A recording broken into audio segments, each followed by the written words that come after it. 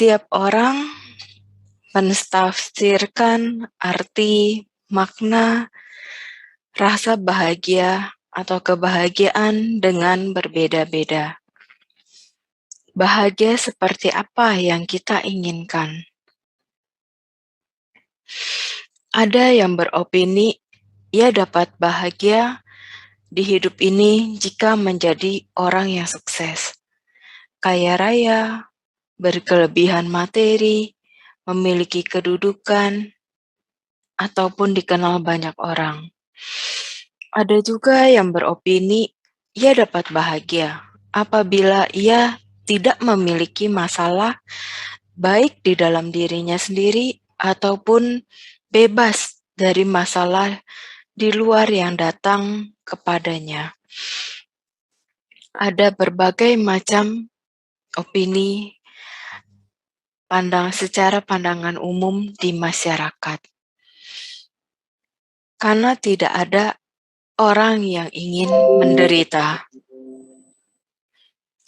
Kalau kita mau menyadari bahagia yang kita rasakan saat ini tidak kekal, termasuk bahagia setelah bermeditasi. Kenapa demikian? Karena itu hanya saat itu. Jadi saat kita bermeditasi, saat itu kita merasakan ketenangan, kebahagiaan, dan setelah meditasi kita merasakan kebahagiaannya. Tapi itu hanya saat itu aja, tidak dalam jangka waktu yang panjang. Kecuali seseorang sudah mencapai tingkat kesucian. Di kehidupan ini, selama kita belum mencapai tingkat kesucian, kebahagiaan itu dicari bukan untuk membuang penderitaan, tapi hanya untuk menutup-nutupi penderitaan. Seakan hilang, tapi sebenarnya tidak hilang. Suatu saat penderitaan itu akan muncul kembali, bahkan bisa terakumulasi dengan penderitaan yang baru. Sehingga terasa semakin berat. Banyak sekali dari kita tidak menyadarinya. Tahu-tahu berasa, aduh, lagi ngalamin sesuatu yang berat banget nih gitu. Padahal itu akumulasi dari penderitaan yang sebelumnya dengan penderitaan yang baru. Oleh karena itu, kita harus selalu sadar dan berhati-hati dengan hal yang menyenangkan.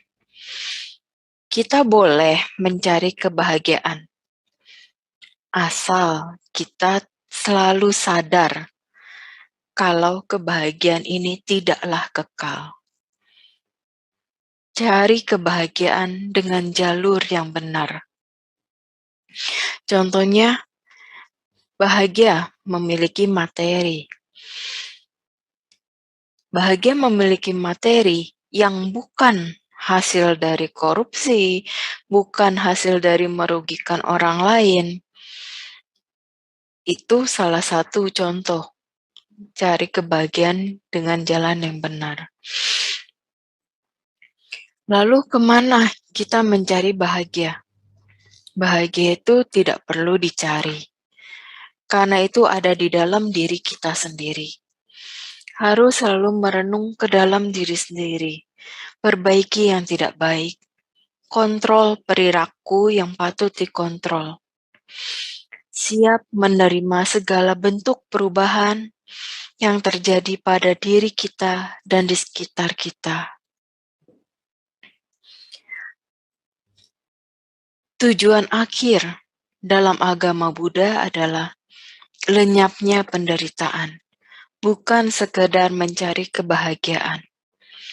Guru Agung Sang Buddha pernah membabarkan uraian tentang 4 kesenyataan mulia di dalam Dhammacakkappavattana Sutta. Yang tentunya kita sebagai umat Buddha sudah memahami ya, 4 kesenyataan mulia itu apa saja. Itu kesenyataan mulia tentang duka, kesenyataan mulia tentang asal mula duka, kesunyatan mulia tentang lenyapnya duka, dan kesunyatan mulia tentang jalan menuju lenyapnya duka. Kemudian, cara melenyapkan penderitaan itu melalui jalan tengah berunsur 8 yang harus kita jalankan atau praktekkan dalam kehidupan sehari-hari. Tak jarang dari kita tuh suka luput dengan jalan tengah berunsur 8 yang harus kita praktekkan. Kalau mau lepas dari penderitaan, jangan membuat diri kita sendiri dan orang lain menderita. Ada beberapa cara untuk kita dapat praktekkan dalam kehidupan kita sehari-hari agar terhindar dari sebab-sebab duka. Caranya dengan pertama, menyeleksi keinginan-keinginan kita yang tidak wajar atau tidak sesuai dengan kemampuan diri kita. Kedua, kita harus konsisten dengan apa yang sudah kita putuskan.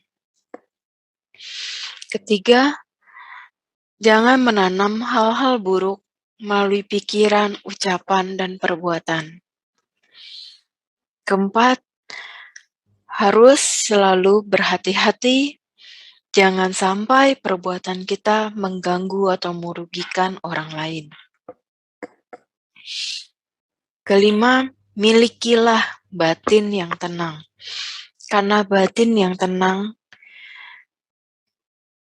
adalah batin yang bisa selalu kita menyadari kalau kebahagiaan ini bukan kebahagiaan yang kekal.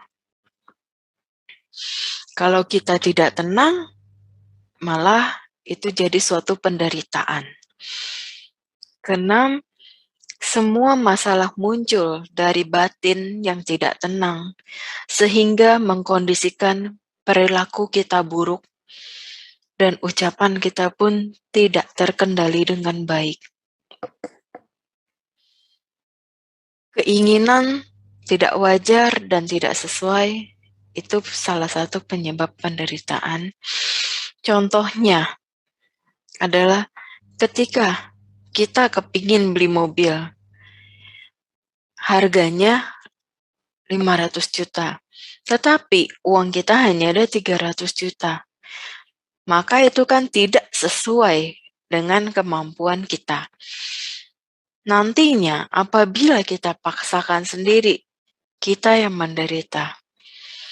Nguras tabungan, jadi membebani bulanannya kita dengan cicilan-cicilan yang banyak. Tentunya itu tidak baik. Sebab kita masih banyak tanggungan-tanggungan yang harus kita penuhi. Seperti istri, anak, orang tua, dan lain-lain. Contoh selanjutnya, apabila kita berdagang, ambil untung yang wajar. Apabila tidak wajar, maka akan membahayakan usaha kita nantinya. Dan pembeli dirugikan, akhirnya sama-sama rugi, kacau semuanya. Selanjutnya, di dalam Sutta Anguttara Nikaya juga dikatakan 4 kebahagiaan yang dapat dicapai oleh perumah tangga, yaitu pertama, ati suka, kebahagiaan karena memiliki kekayaan atau harta benda, tentunya dengan cara yang benar. Kedua, boga suka. Boga suka itu kebahagiaan karena dapat menikmati kekayaan yang kita miliki. Ketiga, anana suka, kebahagiaan karena tidak memiliki hutang. Keempat, anawaja suka, kebahagiaan karena tidak tercela. Umumnya secara realita, Memang, 4 hal ini yang ingin dicapai oleh setiap orang dalam hidupnya. Namun, untuk mencapai semua itu, dibutuhkan kerja keras yang benar, membuat keputusan yang bijaksana dalam segala daya upaya kita, dan berusaha selalu baik dalam pengendalian diri kita, pikiran, ucapan, dan tindakan kita. Apapun dan bagaimanapun kondisinya, situasi hidup kita saat ini itu tidaklah luput dari buah karma kita sendiri. Segala sesuatu yang dapat terjadi itu disebabkan tidak lain akibat dari kondisi-kondisi yang kita ciptakan sendiri. Harus dipahami dengan jelas bahwa apa yang kita alami, terima dan rasakan buahnya saat ini adalah buah dari karma baik dan buruk kita dari karma lampau. Dan karma dapat berbuah karena adanya kondisi. Saat inilah setiap apapun yang kita pikirkan, kemudian kita ucapkan, dan kita lakukan melalui tindakan-tindakan, inilah sebagai pengkondisi.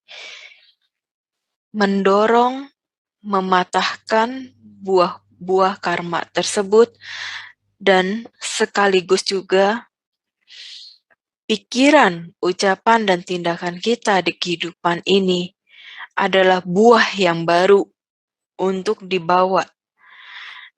Buahnya yang baru untuk dibawa ke kehidupan selanjutnya. Bagaimana kondisi kehidupan kita nanti selanjutnya?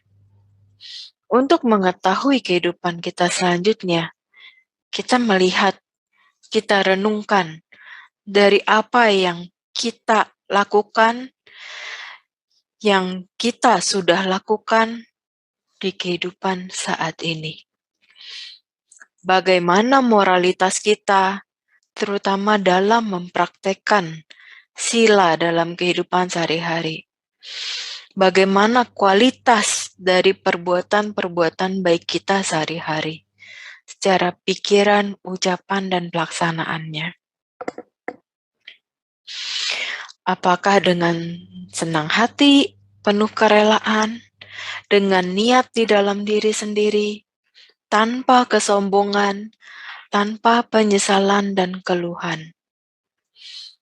Jika sudah banyak berbuat baik, menurut kita sendiri nih yang mengukur, namun masih belum menerima merasakan kesejahteraan, maka jangan disesali, jangan dikeluhkan, jangan juga merasa kecewa.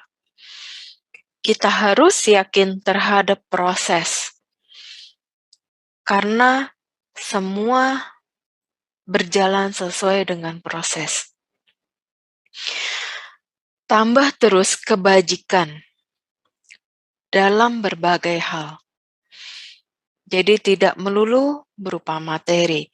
Seperti kita dengan memberikan perhatian ke orang tua, memberikan kasih sayang, memberikan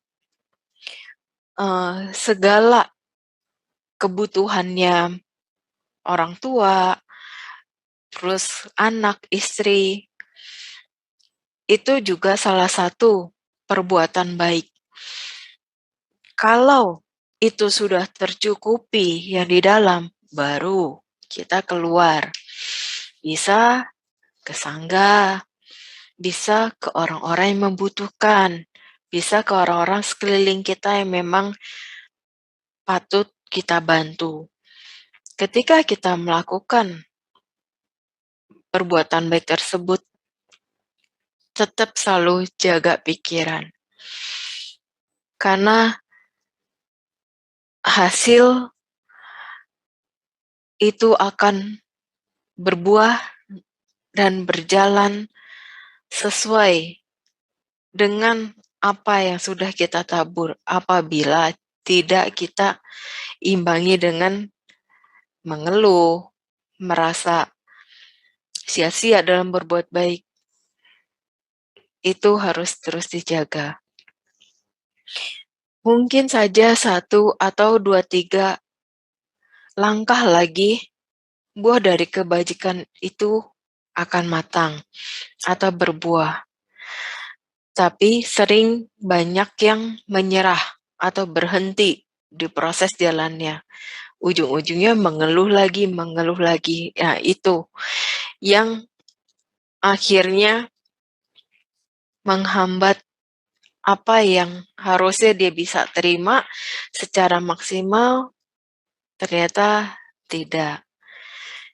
Ingat selalu, apapun yang kita pikir, ucap, dan lakukan saat ini itu akan terus berpengaruh ke kehidupan kita ke depannya.